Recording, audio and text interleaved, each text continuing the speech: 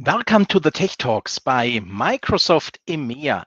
It's your time to ask your questions about Microsoft technologies and Microsoft solutions. So, how to ask your questions? You are watching this live stream via YouTube on youtube.com/Sven Langenfeld or youtube.com/Manfred Helber. So, on these two YouTube channels, we are live streaming actually. And there you can use the chat to give feedback, if everything is fine with the stream, if audio is fine, if video is fine. And there you can ask your questions about Microsoft technologies. Based on the streaming technology we are using, there's a small delay between what I'm telling and what I'm talking about and your feedback via the chat. So I will wait a few minutes for your first questions, of your first feedback. If there shouldn't be any questions from your side, I have prepared some interesting content I will present to you in this 60 minutes, but the main focus is in the Tech Talk support hour to have time for your individual questions. So we have one feedback in the channel that says, picture, the live stream, and the audio is fine. So thank you for this feedback here. Before I have a look at your first questions, let's have a look at the dates of our live streams of the Tech Talks by Microsoft EMEA. The next live stream will be on April 25th about migrating to Azure Stack HCI. So it's at 12 p.m. So at lunchtime in Germany, it's Central Eastern Time, depending on the country from where you are watching. You have to add or subtract some hours. Then we have the next Tech Talk support hour on 12th of May. We have the next Tech Talk about Azure Stack HCI concepts and benefits on May the 16th. We have the Azure Stack HCI, how to deploy Azure Stack HCI on May the 23rd. And on May the 24th, we have the next Tech Talk support hour for your questions. And on May the 30th, we have the Azure Stack HCI management via Windows Admin Center. So these are the next dates. And now we have time for your questions. We have one question. Hello, Manfred. Did you have a nice Easter? Yes, I had some nice warm, sunny Easter days and a sunny Easter weekend. I hope you had the same. So some silent days and good time with the family. And yeah, so time for your questions. Till you start with your questions, I received some mails in the last days or weeks, and several of these mails had questions about the very basic things about Windows Server. Maybe you have seen that I have produced a series of videos about Azure Stack HCI, and I published them on the YouTube channels of Sven Langenfeld and on my YouTube channel.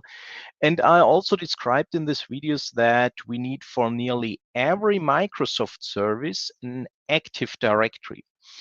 And the questions in these mails were about, Manfred, can you produce a video about how to configure an Active Directory for Azure Stack HCI? And there's no special Active Directory configuration for Azure Stack HCI, but I will use the time till your questions arrive here to show you in a live demo how to configure Windows Server 2022 as an Active Directory domain controller.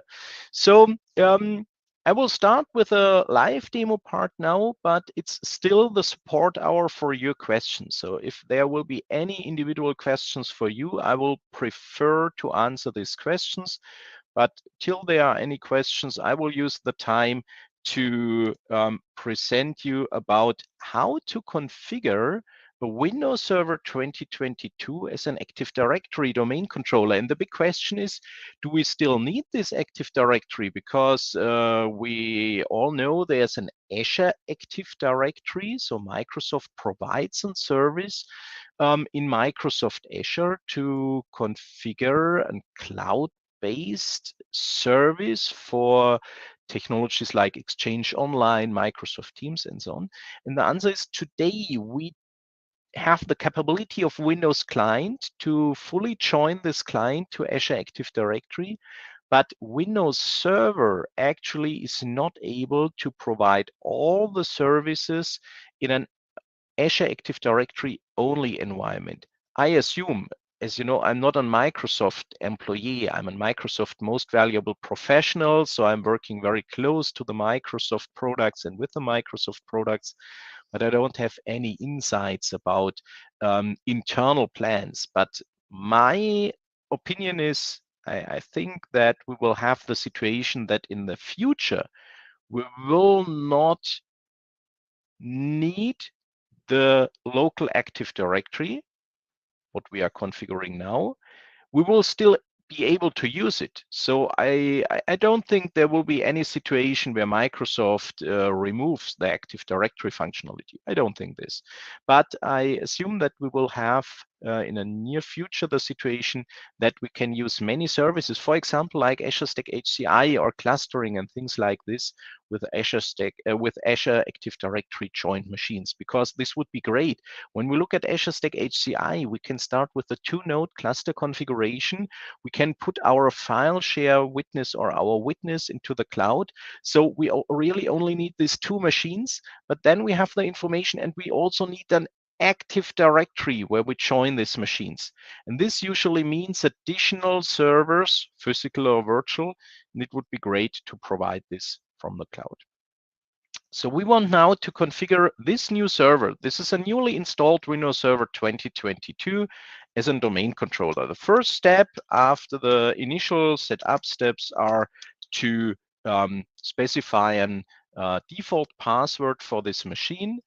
And then I will log in here with my user. It's the very first login to this machine. In a production environment, I would also install the latest updates. We will not do this here because there we will lose or waste many time from this 1-hour webcast of this 1-hour live stream here. So I will not install any updates for now. I will change the screen resolution to ensure that you will be able to follow the presentation here. Let's do it like this, or even full HD, something like this. Okay. And yeah, so now on this newly configured server system, this new installed server system, I will start with the installation of Active Directory. It's a role that we install on this machine. So as you know, this new installed server starts the server manager. This is our traditional management tool. When I look here at this message, I can read, oh, the server manager is not the latest technology for managing Windows Server. There's a newer tool. It's called Windows Admin Center.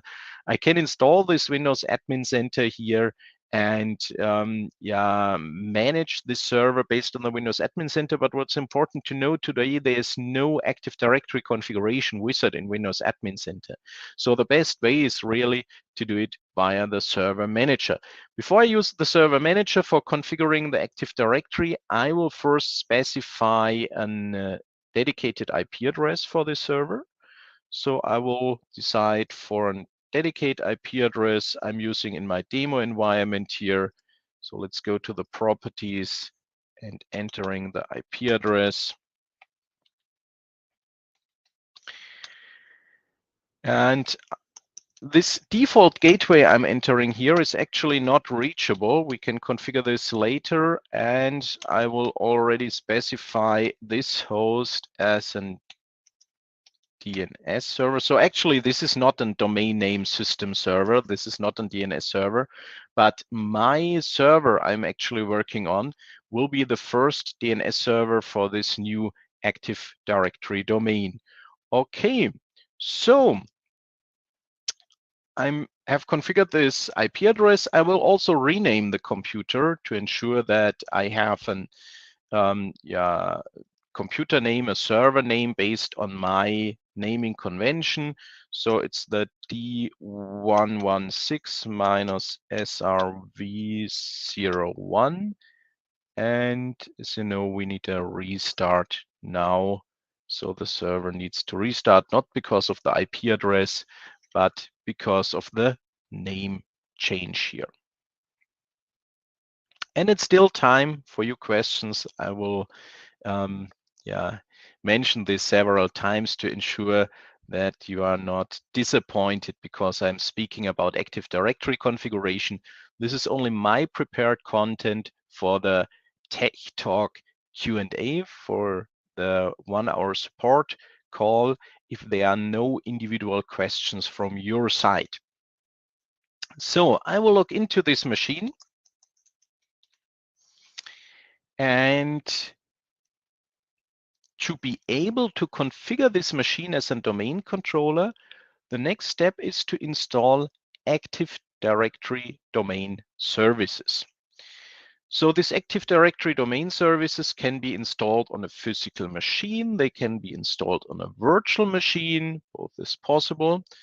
What my recommendation is, when we go to Manage and Add Roles and Features, the recommendation is to configure a domain controller with Active Directory domain services and DNS, domain name system. Both services are required for a domain controller. If we don't specify the DNS server here, we will have a fallback mechanism that configures the DNS server when we configure our Active Directory. It's not recommended to install many additional roles. So there are some customers that think domain controller always has to be a DHCP server. This is not a requirement. This is possible. We can configure them as a DHCP server. We can configure a domain controller additionally as a file server, but it's not recommended. Recommended is to have the combination Active Directory domain services and DNS services. These two services belong together. And the perfect configuration for a domain controller regarding the roles is to add no additional roles here. Okay, I will go to next. We don't need any features for an Active Directory domain controller, but you could think about installing the Windows Server Backup. When you scroll down the feature list, there's the Windows Server Backup, and Windows Server Backup is able to back up the complete server, the whole Active Directory domain controller configuration. And Windows Server Backup is also able to back up the Active Directory itself. So if you don't have an additional backup solution or third-party backup solution, it could be a good opportunity to use the Windows Server Backup. I can install the Windows Server Backup here to have it prepared, but it's optional. It depends on your scenario. It depends on your backup strategy. Now we have information about how to configure Active Directory, how to configure DNS.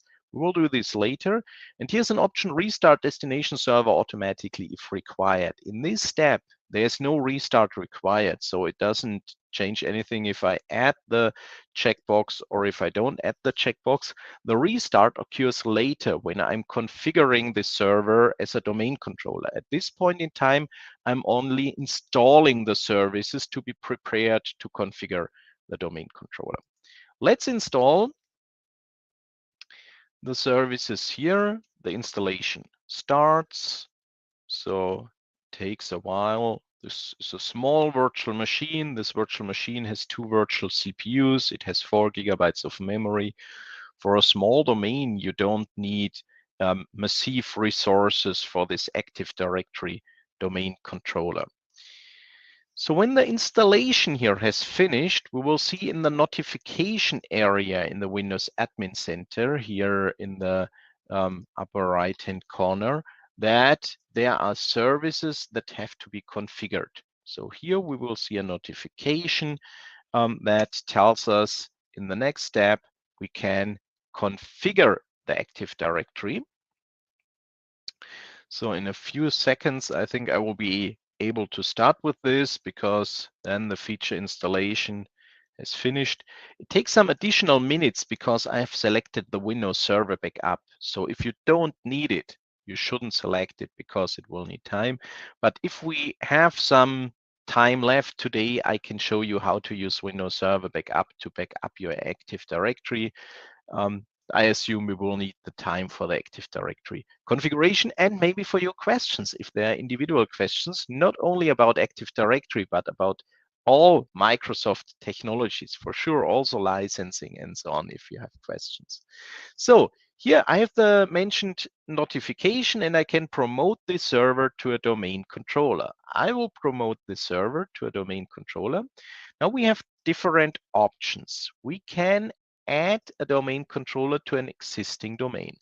The recommendation is to have more than one domain controller. If we install the second domain controller, third domain controller, we use this option to add this additional domain controller to the domain.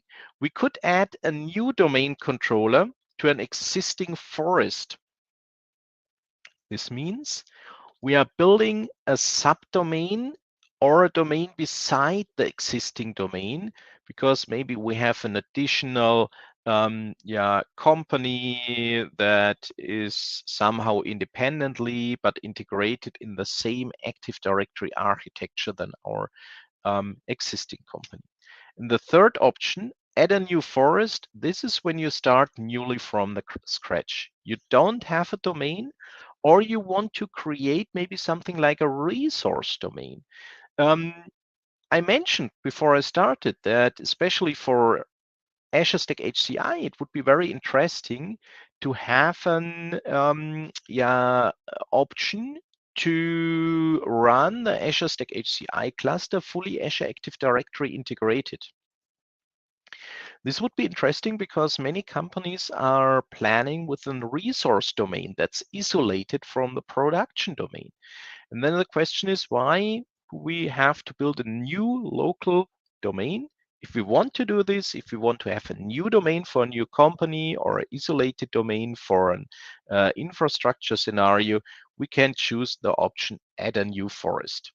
My domain is always the Manfred Herbert demolab.de, mhdemolab.de. It depends on your company names, on your DNS scenario, on your certificate strategy, what is the best choice for a domain name. In my scenario, mhdemolab.de. So let's go to next. The new forest will be added. Actually, it's checking if in this network with this DNS configuration, the domain mhdemolab.de is already in use, or if this domain is still, let's say, available. We don't have to register this domain at a public domain registrar, but for sure we cannot use the same domain name several times in the same network. So the interesting thing here is that the forest functional level is recommended with Windows Server 2016. I mentioned this is in Windows Server 2022 system. We can see this in the server manager. When I have a look at this server, and I can see this is in Windows Server 2022 standard machine. So it's not 2019, it's not 2016. But when I'm looking at the Active Directory configuration wizard, I can see, okay, the forest functional level and the domain functional level, both is 2016, but there's no newer one. This is the latest functional level. But we can go back to 2012. Let's imagine you would add a domain controller to an existing domain, and you have in this domain controllers with Windows Server 2012. Then you can go back to this domain functional level. This is fully supported in Windows Server 2022. If you install a new environment, like I'm doing it here, I have a new Windows Server 2022 environment and I'm configuring one of these servers as a domain controller, then for sure I will use the latest domain functional level. But you can see here, there's no 2019 level, no 2022 level. So this means there were no major changes in Active Directory since Windows Server 2016. So now the question often is, why should I use Windows Server 2022 as a domain controller if there are no changes? Security is the answer. Regarding the Active Directory, we don't have new features, but we don't only look at the new features when we migrate to a new server system. Also, a very important aspect is the security. And in Windows Server 2022, we have the latest security technologies integrated here. So the Directory Services restore mode password is specified here. This password is required if I have a backup, for example, with Windows Server backup, and I want to restore this backup when I lost my domain controller completely. Then I need this Directory Services recovery mode password, because if there wouldn't be a password, then everybody could access the Active Directory database, and this is not the plan here. DNS will be installed and configured. The global catalog will be installed and configured. So let's go to next. Here I have an informational message or a warning that says that the parent zone to mhdemolab.de cannot be found. I mentioned I don't have a gateway actually. I specified the IP address of the gateway, but in this virtual environment, there's actually no gateway configured. So we'll go to next.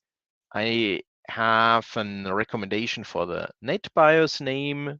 So the wizard actually checks if the NetBIOS name mhdemolab is still available. This is fine, so I go to next. Then I have my paths. This depends on your size of your Active Directory, of the configuration of your domain controller. I will leave the default paths. As you can see here, you can specify a dedicated path for the database folder, for the log file folder, and for the sysvol folder. Best practice for a high scalable Active Directory is to have individual paths on dedicated storages, for example, a local storage pool or local RAID, for each of these things, for the database, for the log files, for the sysvol folders here. But it's always a question of the size of your Active Directory and of your needs. Important is to know that here you can specify the individual locations and paths. Then I have a preview here. I could generate a script via view script if I want to configure similar domain controllers several times.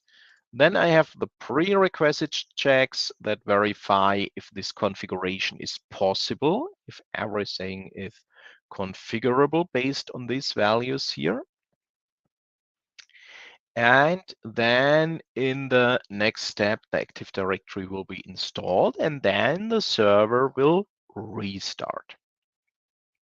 So let's wait for the result of the prerequisites check.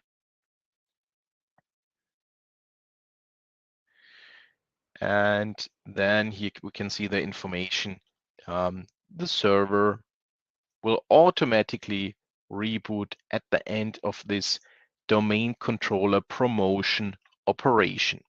Okay, all prerequisite checks passed successfully. I have some information or warnings regarding compatibility to previous Windows Server versions like NT4, so very previous versions. So now let's click on install. Active Directory is configured. The server is promoted as a domain controller, and then the server will be restarted automatically. There's no question if I want to have this restart, because this restart is required. This is not an optional restart. This is a required restart. So this will need, I would say, 2 or 3 minutes, and I will use this time to mention again that the Tech Talk is for your questions. So if you have any questions about Microsoft technologies, about licensing of Microsoft solutions, for example, how to license this Windows Server we are actually using for installing Active Directory, how to license Windows Server Essentials, Standard, Data Center. If you have specific licensing questions, so for example, how to license Windows Server in scenarios where you're using other hypervisors. If you have technical questions, feel free to use the chat to ask your question, and I will take this question here and try to answer it. If there are no questions from your side, I will continue in this live demo part where I will configure the domain controller, and I will also configure a second domain controller. And here I can see actually the restart is scheduled. So I can see here you are about to sign out, and this machine is now restarting here. After this restart, we have our first domain controller in this new environment. So in this new domain, we can use for clients to add here. We can use this new domain for configuring an Azure Active Directory connectivity to configure Azure Active Directory Connect to have a synchronization to Azure Active Directory. We can use this new environment for clusters, for additional servers, for sure for clients, and so on. When this domain controller is completely prepared. I've also prepared a second server, a server 02, this machine here. And this server 02, I have to reconnect to this machine. This is also a newly installed Windows Server 2022. They will also log into this machine because this will be our second domain controller we will configure here together. So let's have a look here. Also a newly installed machine. And we will talk about the first steps about the configuration of this second domain controller as soon as this first domain controller has finished the configuration.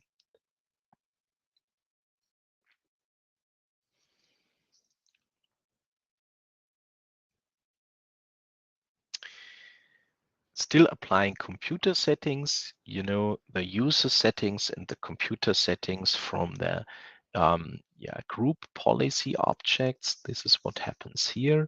In an Active Directory domain, we always have a specific policy for the domain and a more specific policy for the domain controllers. There's domain controller policy, a default policy for domain controllers, and these settings are applied here actually for this machine for the very first time. This is the reason why we have to wait a few minutes here. And also my logon will be the first logon for the domain user administrator at mhdemolab.de. This is the reason why also the first logon will take a little bit longer than the next logons on the same machine. I can also already use the time to prepare this second server. This server will be our first member server, and this server, I will change the display settings on this machine also to Full HD.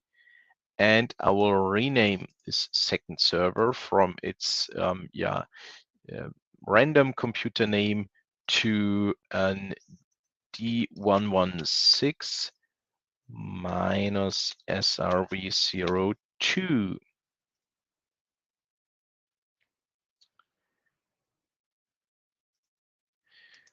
And also this machine has to be restarted. So our domain controller finished the configuration. I can see here mhdemolab /administrator. This is my domain administrator now, and I will log on to this machine here with my password I have specified.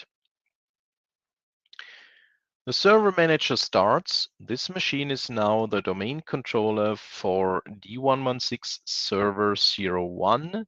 sorry for the domain mhdemolab.de. We have this dedicated IP address, and I want to add a new server to this environment. This can be a member server for file services for applications. This can also be our next domain controller in this environment. So I'm logging on to the server 02.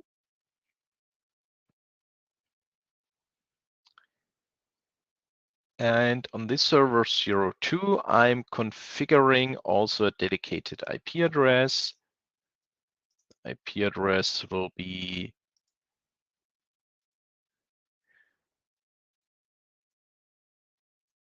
192.168. So this depends on your environment, what IP addresses you need. And the DNS server is the first domain controller because actually we don't have another domain controller. So this server needs a DNS server for name resolution, and I will decide for this machine, and I will add this server to the domain. I will select here the work group text and enter the server to the mhdemolab.de domain. I specify user. Each user in a default Active Directory configuration with default policy, each user can add up to 10 computers with a new computer account to the Active Directory. You can change this default policy behavior based on your requirements, based on your environment, but this is the default configuration. And for sure, the administrator, the domain administrator I'm using here, the default configuration, can add as many computer accounts as needed. So now this machine, server 02, is added to our newly configured Active Directory domain. Now, the important thing is when you log on with the administrator, this will be a local log on this machine. So what I will do, I will select other user on the lower left-hand corner here. So I'm using another user here. This is what I'm selecting. And the user is administrator at mhdemolab.de. So this is my domain account I'm using here, administrator at mhdemolab.de, and my previously specified password.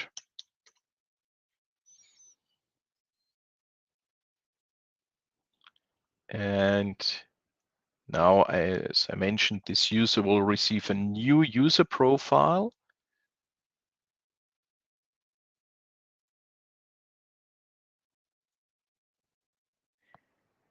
And the server manager is started on this machine. You can see this machine is now part of the domain. We have this dedicated IP address. We have Windows Server 2022 standard installed. And now we can use the server as a member server, as I mentioned. But we want to configure this server as an additional domain controller. This means we have to add roles and features. And in this roles and features wizard, I will choose for Active Directory. I will also configure this server as a DNS server. And as I mentioned before, if we install Windows Server backup or not, this depends on your scenario, on your backup strategy. I will not install Windows Server backup on this machine to save them some time here in this deployment progress. So we have seen this before. So the feature installation took 1 or 2 minutes, I would say, and I will use this time to show you the slide again. Time for your questions. So if you have any individual questions about Active Directory configuration, about Hyper-V, about Azure Stack HCI, about Storage Spaces Direct, about Windows Client, about cloud-based services, feel free to use the chat to ask the questions, to write your questions into the chat. I will see them here in my streaming console and can directly answer the questions. If there are no individual questions from your side, I will use the time to continue with the Active Directory configuration in my live demo scenario here. So the configuration itself is very similar to the first domain controller, but we have some steps where we have different options we can choose. So first we go to the notification and we want to promote this server to a domain controller. So what we want to choose here is we add a domain controller to an existing domain. And the advantage is that we added this server already to the domain, that we don't have to specify the domain here and we don't have to authenticate because we did this already. The server is already a member of the domain. We already authenticated with a user that has the required user permissions to configure this server as a domain controller. And we choose the option add a domain controller to an existing domain. Yes. Next step, domain controller options. The directory services restore mode password can be specified here. And here's important to understand, this is not the password I have specified on the first server. This can be the same password, but here we are creating a new password for exactly this server. If you are using a different password than you had at the first domain controller, then you have password number 1 if you have a restore operation of Active Directory at the first domain controller, and you have password 2 if you have a restore operation for Active Directory on your second domain controller. If you specify the same password, then you have for all the domain controllers the same password for the restore operation, because this is not the password of the domain administrator. So it's an individual recovery mode password for each domain controller. You can use the same one on each domain controller. If you don't remember the recovery mode password from your first domain controller, then the recommendation is to reset this password. You can do this via PowerShell or via command line. So it's possible to reset this password, but not via the Active Directory tools. Okay. So on the checkboxes we have here, we can see this server is required to be configured as a DNS server. But we have two options we can choose now. The first server was global catalog, and we couldn't uncheck this. And the read-only domain controller was grayed out. This means it was not possible to have the first domain controller as a read-only domain controller. Global catalog is not an FSMO role, but it's a special role in the Active Directory we need to resolve group memberships or to support the domain controllers to resolve group memberships. So the global catalog is an important service component of Active Directory that we can have several times. It's not required to have this on each domain controller. My recommendation is if you have two domain controllers, the second one should absolutely also be a global catalog. If you have departments where you place domain controllers, then the read-only domain controller could be an interesting option, because maybe you don't have a dedicated server room on this department. Maybe you don't have dedicated IT administrators at the department. And if this is the situation, then maybe you want to have a domain controller that has not the full copy of the Active Directory database. And maybe you want to have a domain controller that cannot be used to manipulate anything, even if the user on site has elevated rights there. So the read-only domain controller is, as the name says, a domain controller you use for read-only operations. All changes will be done at the central domain controller side, and the read-only domain controller has only a part of the Active Directory database. Okay, we will not specify this here. It was only for explanation here. So let's go to next, the DNS options. We have already seen this. We have the additional options. So this is also a step we didn't have for the first domain controller. But now the wizard asks, where should I pull the Active Directory copy from? Should I take the Active Directory copy from a media? So maybe you have a large Active Directory database and you have limited bandwidth connectivity. Then you could transfer the Active Directory database via media in creating a backup from the first domain controller. You can also specify to replicate from which domain controller.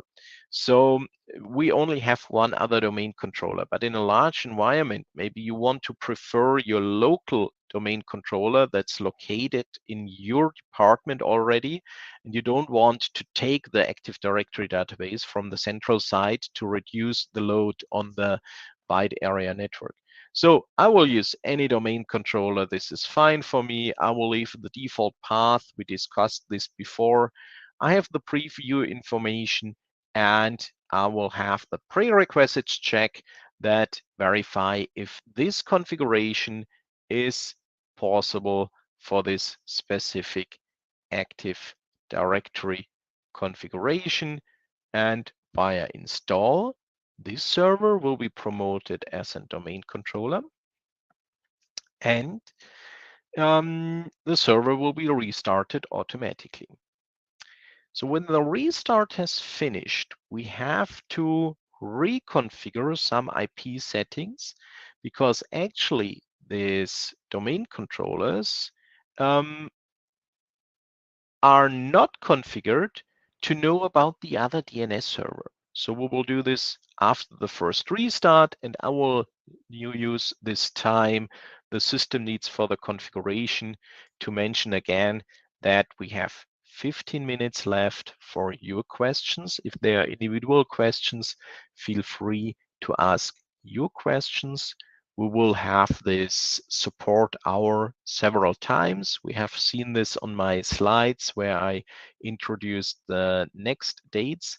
And for sure, if you don't have any questions today, you can bring your questions to the next Tech Talk support hours, where we will then take these questions and answer them. But you can also take the last 15 minutes for your individual questions. And as long as there are no individual questions, I will continue with my prepared content here with the configuration of the domain controller here with the second domain controller. So we have seen this before. The first start of the domain controller takes a little bit longer. It has to apply these specific policies for the Active Directory domain controllers, this machine here.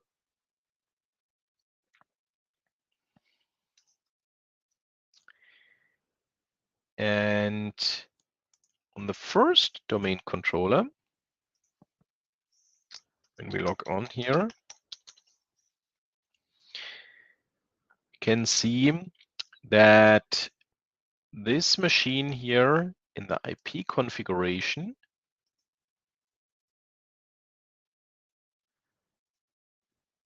is still looking on their own machine. So this machine is watching on its own DNS server configuration. Here it could be a good idea to configure an alternate DNS server, the 192.168.100.202. This is our second server, to ensure if there's an issue with DNS, that this server can also use the DNS server on the other host. If we have a preferred DNS server and this server answers. So I will use the green color here. So if my local DNS server answers and says, okay, I can resolve this name, or I cannot resolve this name, but I'm here, then DNS will never ask the alternate DNS server. This is important to understand. Many customers think, okay, if the preferred server answers, but it has not an answer. It says, yes, I'm here, but I cannot solve your DNS request, then many customers think the alternate DNS server will be asked, but this will never happen. The alternate DNS server is only asked if the preferred server is not reachable. So it's important to have an DNS configuration where the server, the preferred server, can answer all the DNS questions. So all the DNS requests. So let's go to the second one. The server is now completely started. You can see, okay, it's a domain controller here. I will log on to this machine at the Active Directory domain. So the second domain controller advantage is we have some load balancing. We have an Active Directory replication. So we have redundancy. We have redundancy for DNS. And because Active Directory is our central authentication service, the recommendation is to minimum have 2 of these domain controllers. So let's look at the configuration, and let's look at the IP address configuration. We specified here the 201, and the Active Directory configuration wizard already added the local host here as an alternate DNS server. Now this is a big discussion. Should we change this? Should we make this local DNS as a preferred DNS server?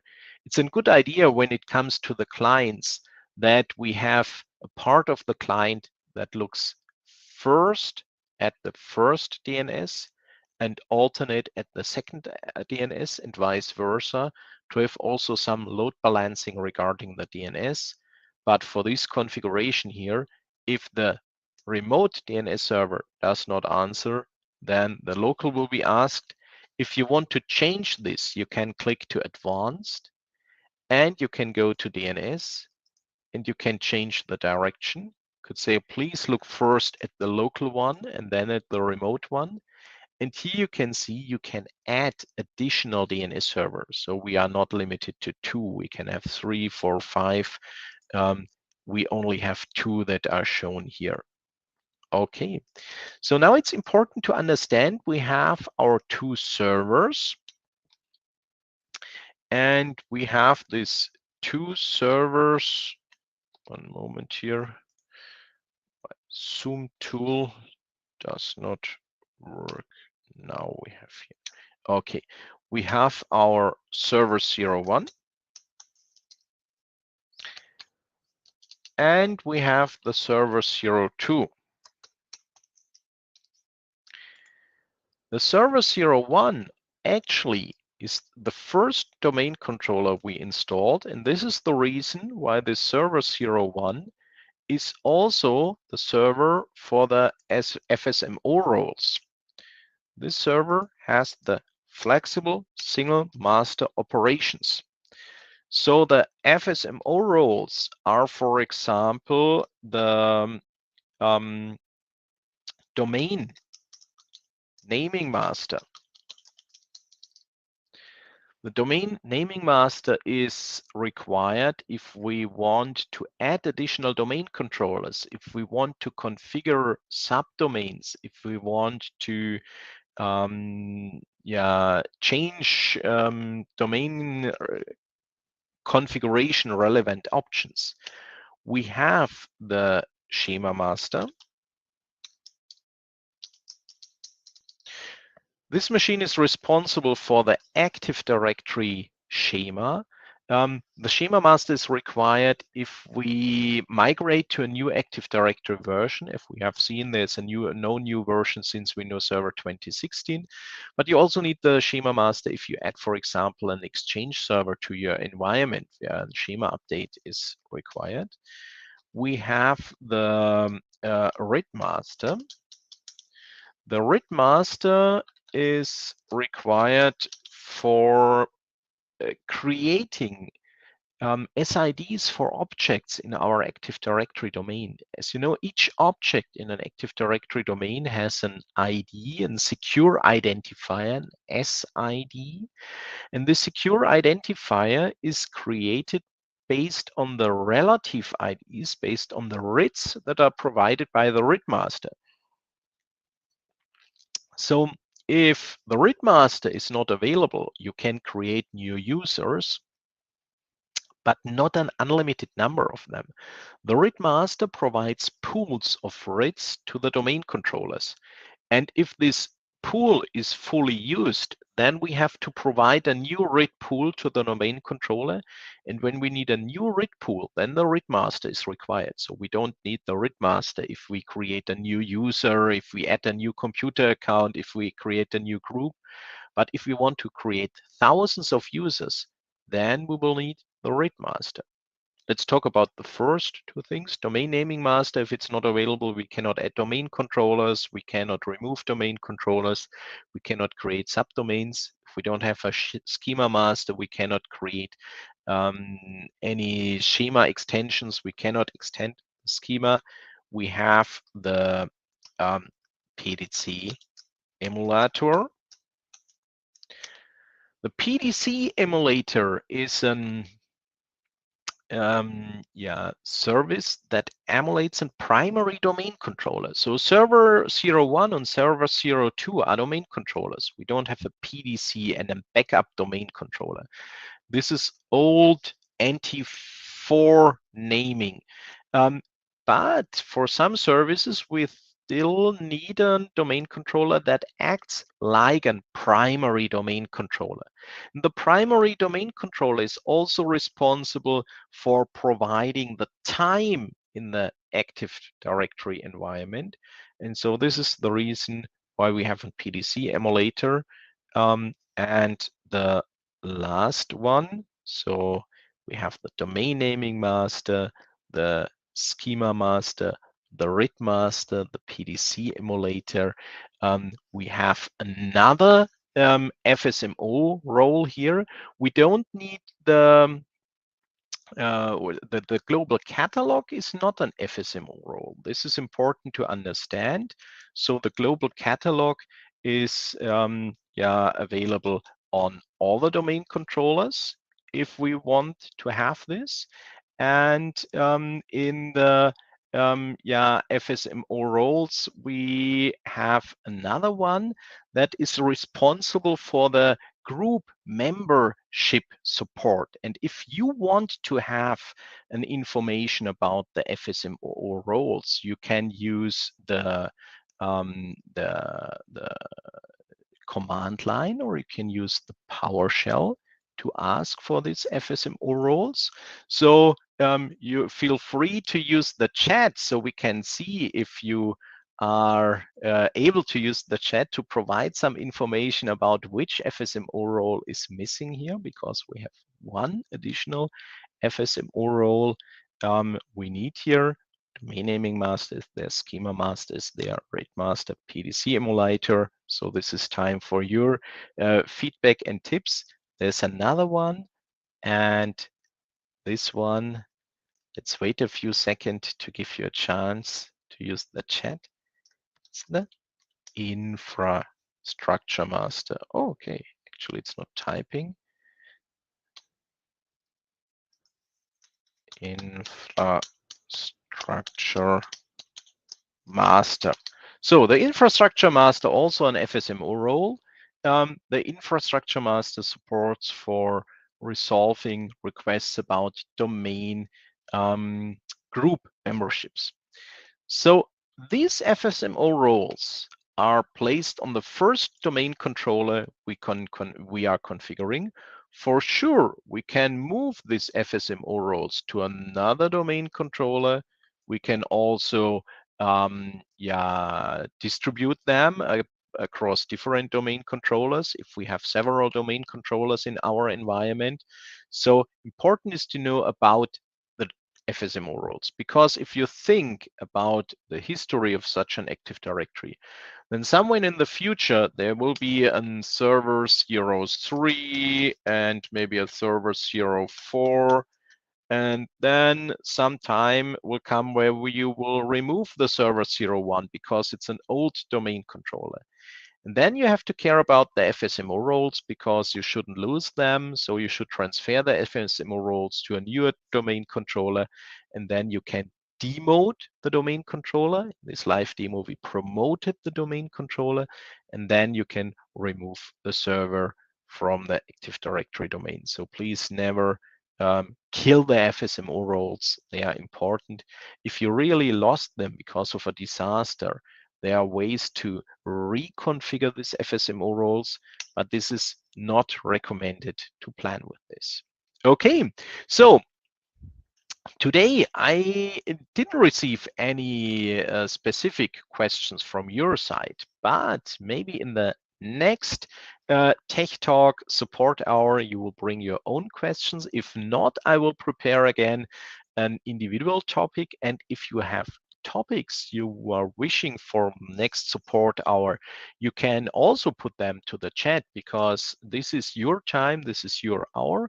For the Tech Talks we have usually on Mondays, there we have already topics planned. So for example, the next one, April 25th, on the same YouTube channels you are actually watching, we will talk about Windows Server 2012 end of support, migrating to Azure Stack HCI.